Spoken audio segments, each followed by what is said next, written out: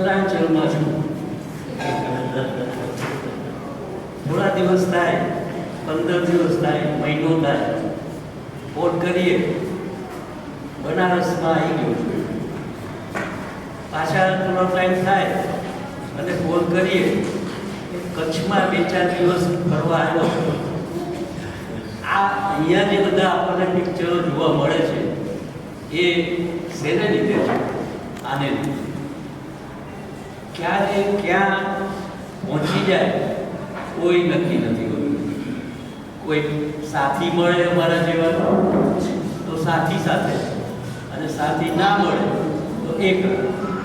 પણ જ્યારથી આદર્શ અમદાવાદમાંથી ફોટોગ્રાફી શરૂ કરી એમણે, ત્યારથી એવી લગની એમની લાગી છે ફોટોગ્રાફીની કે ઘરના બધા કહેતા કે આ શું છે?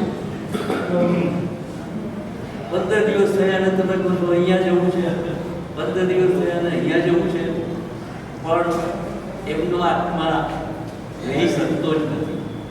કારણ કે કેમેરા પાછળ એટલું લગાવ થઈ ગયું છે કે ક્યાંથી ને ક્યાંથી એ ભેગા કરે છે.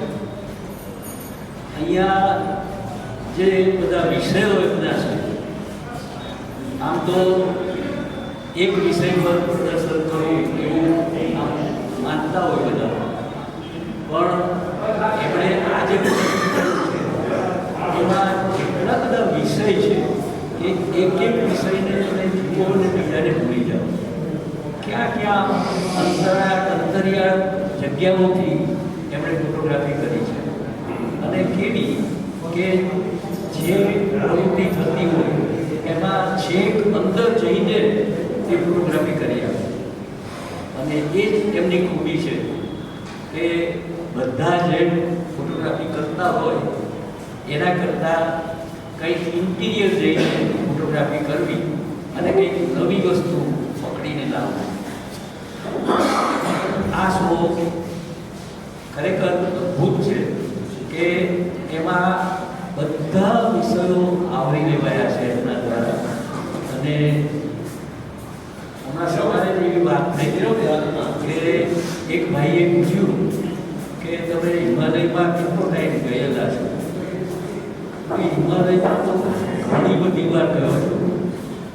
તો અહીંયા તમારે હિમાલયનો શો કરવો હતો ને?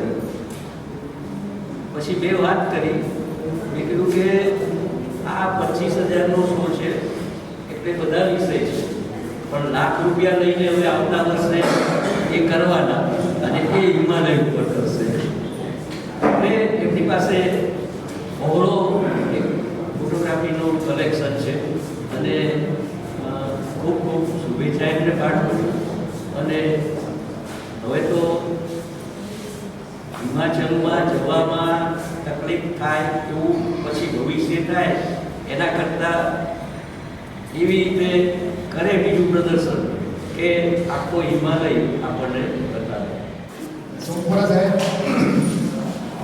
2-3 દિવસ અઠવાડિયા પહેલાં ઓફિસ આવ્યા હતા અને મેં કીધું કે તમે વોટ્સએપમાં મોકલાઈ જાઓ કે ક્યાં હતા તમે તો કે ના મારે તો રૂબરૂ જ આવું રૂબરૂ આવ્યા. કીધું કે ઘણા વખતથી એમને હું ફેસબુક મને ફોટોગ્રાફ તો બરાબર છે એમણે લખેલું છે ફોટોગ્રાફ વિશેની એમની જે નીચેની નોટ હોય એ બહુ સુંદર લાગે છે ફેસબુકમાં. એટલે હું જ્યારે વાંચું ત્યારે એમને કહું કે આખી નોંધ સરસ છે.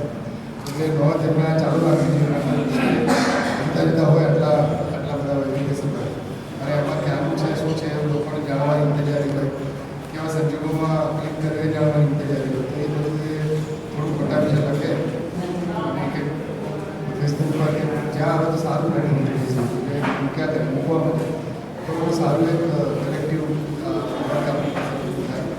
આ પ્રસંગે બીજું વધારે તો બોલતો નથી, પણ અમે જે ઘણા બધા મેં એક્ઝિબિશનો જોયા વખતે બ્રાન્ડવાળા, પણ આ સુંદર પ્રકારનું લાગે છે અને સારી એવી એમણે મહેનત કરીને જુદા જુદા સબ્જેક્ટને એમને ન્યાય આપ્યો છે. એ બધા સોમપુરા સાહેબનો અભિનંદન આપું છું. ભવિષ્યમાં પણ આવા પ્રદર્શન ફરીથી આપણને જોવા મળે. અશ્વિન એટલે મારી સ્ટીલ ફોટોગ્રાફી એ મારો વિષય નથી.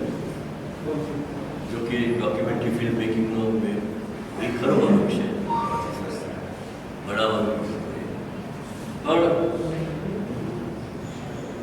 સ્ટીલ ફોટોગ્રાફી મને જોવાની ખૂબ મજા આવે, મને ખૂબ આનંદ આવે.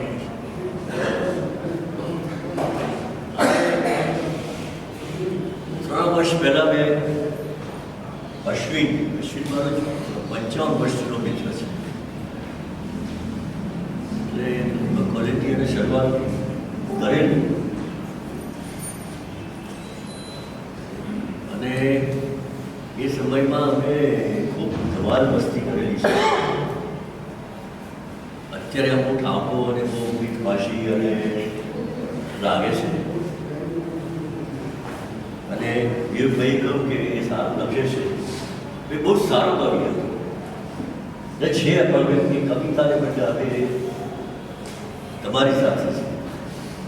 એટલે એ સમયે અમારા કવિ મિત્ર તરીકે અમારું કવિ જૂથમાં અમારી મિત્રતા હતી. કોલેજમાં ભણતા ત્યારે હું 71-72ની વાત કરું છું. એ પછી તો જવાબદારીઓમાં, ઘરની જવાબદારીઓમાં એ વર્ષો સુધી કોઈ ગયો નહીં કહું, પણ એ ગામમાં લાગી ગયો.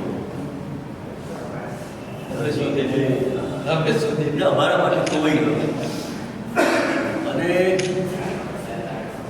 પછી પાછું એને નિવૃત્ત થઈને આ એક નવી જિંદગી શરૂ કરી છે. એટલે એ આમ હવે જે કે છે વ્રજભાઈએ કહ્યું કે ફોન કરો તો ક્યાં હોય, ક્યાં ખબર ના હોય કે ક્યાં હોય છે. વચ્ચે તો પરિવારની ચિંતાનો વિષય બહુ બની ગયો હતો, એટલે કોઈને બાકી નહીં હોય ત્યારે ફોન એવો પણ કોઈ એવો કોઈ જાય. પણ આ 3 વર્ષ પહેલાંનું મેં જે જોયું પ્રદર્શન અને અત્યારના આ ફોટોગ્રાફનું પ્રદર્શન છે, એમાં એની ઊંડાણ આખું બધું છે. એમાં માત્ર રંગો, તહેવારો જે મેં જોયા હતા એ બધું તો છે, પણ સામાન્ય માણસની જિંદગી, રોજબરોજની જિંદગીને જે રીતે છે અને કલર્સ તો છે. અને આ બધા ચિત્રોમાં મને પાણી, માટી અને લીલોતરી અને પાણી ને માટી મને દેખાડો, આ બધી વસ્તુઓની મને બહુ જોવાની મજા આવે. હવે આ સરદાર પટેલનો સ્ટેચ્યુ છે, એ